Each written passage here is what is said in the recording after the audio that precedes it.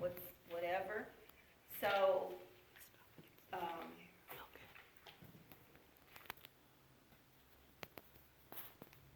my belief is, how could we not acknowledge one of the most important days of the year? This Thursday, November 11th, is Veterans Day. This is a day that we as Americans have set aside to honor those that have served. I was taught at an early age that we respect veterans. Veterans step forward and adapt to a new way of life, a life of service to our country.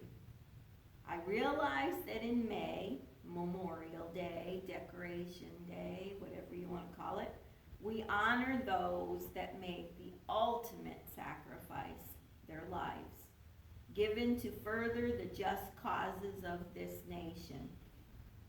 But in November, we pause in gratitude once more to dedicate a day of honor to all veterans, whether they served one tour or made a career out of it, like I did.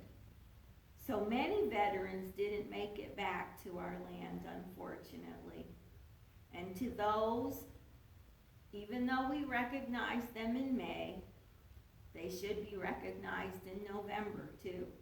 So if we could just pause for a moment just to remember those special veterans.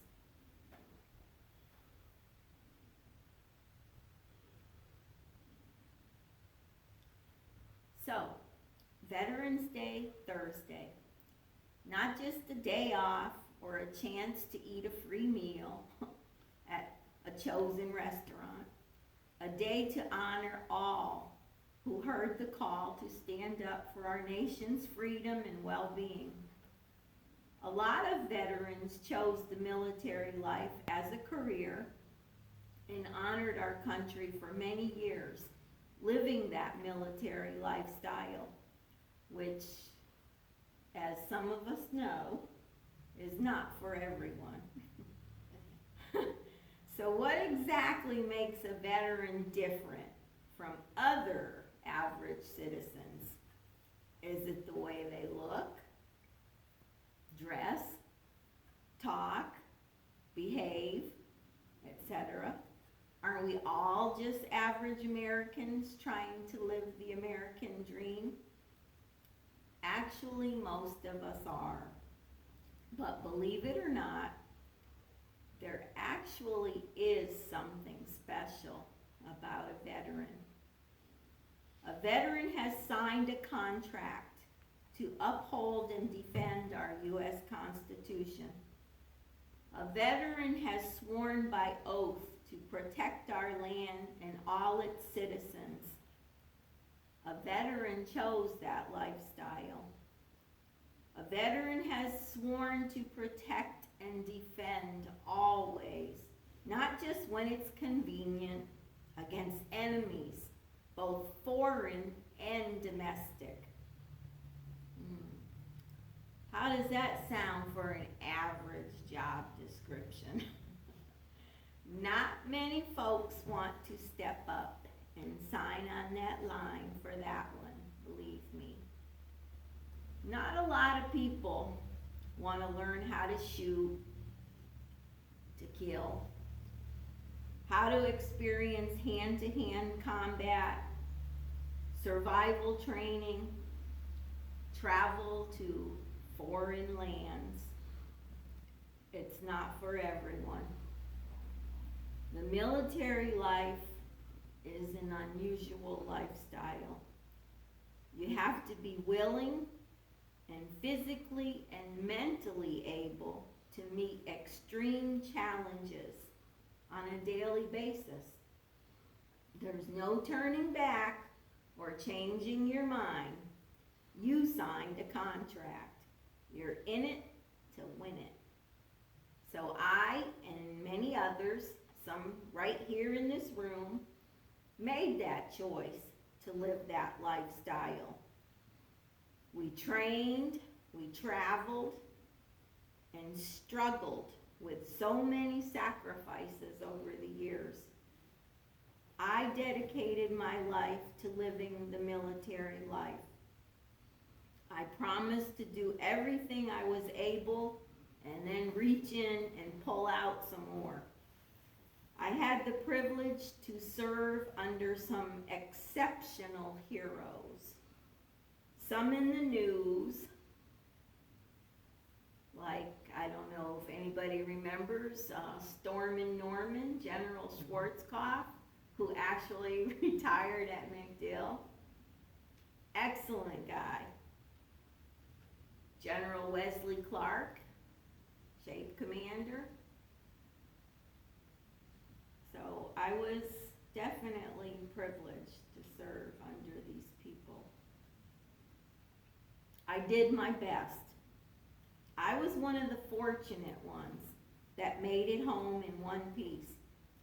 I might have a few lingering issues that I deal with sometimes, but overall, I can honestly say that I never regretted that decision I made as a somewhat naive 18-year-old. Some came back, not quite as whole as when they entered. Some have suffered in various ways with PTSD and other conditions. And these are conditions they will live with the rest of their lives. These are conditions their families will live with the rest of their lives. The long-lasting effects of war, of military service. I'm not saying that veterans are better than the average person, because they are human too. They sometimes do terrible things too.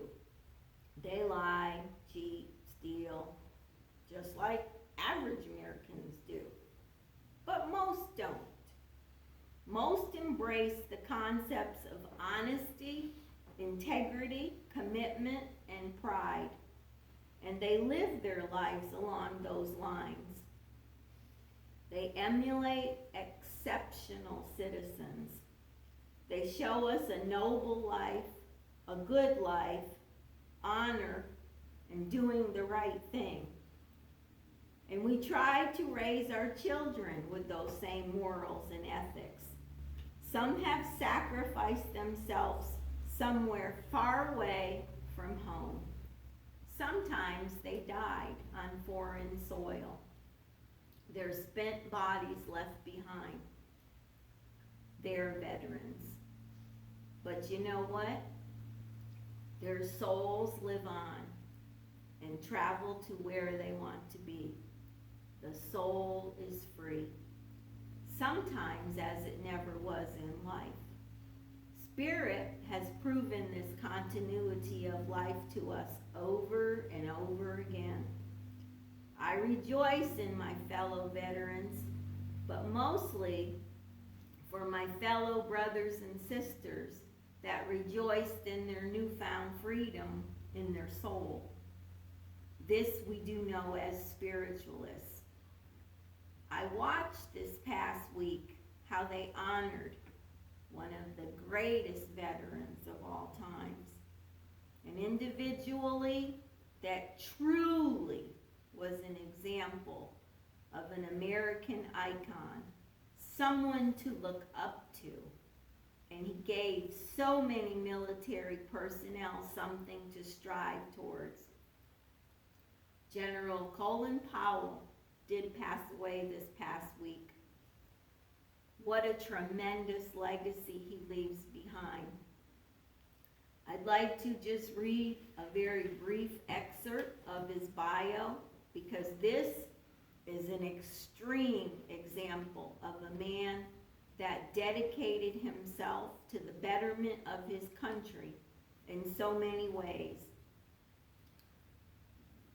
Colin Powell was born on April 5th, 1937, in the New York City neighborhood of Harlem, the son of two Jamaican immigrants. He was raised in the South Bronx. He attended City College of New York, and it was here that he began his military service. He joined the ROTC. After his graduation in 1958, he was commissioned a second lieutenant in the U.S. Army. And during his 35 years in the Army, he served 2 tours in Vietnam, was stationed in West Germany and South Korea, and acted as President Ronald Reagan's Deputy National Security Advisor in 1987. Then National Security Advisor from 1988 until 1989, when he was promoted to the rank of general. And he was appointed by President George H.W. Bush to the position of Chairman of the Joint Chiefs of Staff. In the 4 years Powell served in that capacity, he oversaw 28 crises, including Operation Desert Storm in 1991, which I was blessed to be able to participate in. After his retirement in 1993, he founded America's Promise, an organization which helps at-risk children. He was nominated for Secretary of State by President George W. Bush on December 16, 2000. What a guy, huh? His whole life, right up until he passed, he dedicated to our country. I also came across this article in the paper. I was reading in the editorials, and it's actually about what are our veterans thinking. First, most of us would have you know, we don't like war. I've been stationed places where I've been spit at, called American dog. Go to McDonald's, you American dog, okay? But we don't like war. Yes, we train for it, practice it, and do it well, but we don't like it. We know better than any legislator that war involves battle. War is hell. But actual combat is, I'm not going to say that word. We hate war because we value our lives as well as those who serve with us. That's why more than 1/3 of veterans returning from Iraq and Afghanistan expressed ambivalence over whether either war was worth the cost. So not sure how a lot of us feel about leaving that battlefield unfinished. Sometimes we feel alone. The war on terror was the longest period of sustained conflict in our nation's history. We're not all crazy with PTSD. While the survey says that 4 in 10 vets say they've had a hard time adjusting, and 37% report PTSD, that doesn't mean we're unable to cope. Yes, we do carry some baggage, and that baggage may have shifted during the flight home, but veterans learn to reintegrate into civilian roles. In fact, most are doing fine. Most of us returned without getting shot at or losing friends to IEDs. So I'd even venture to say that most of us are doing better than okay. A majority of the post-September 11th veterans say that the military matured them with self-confidence.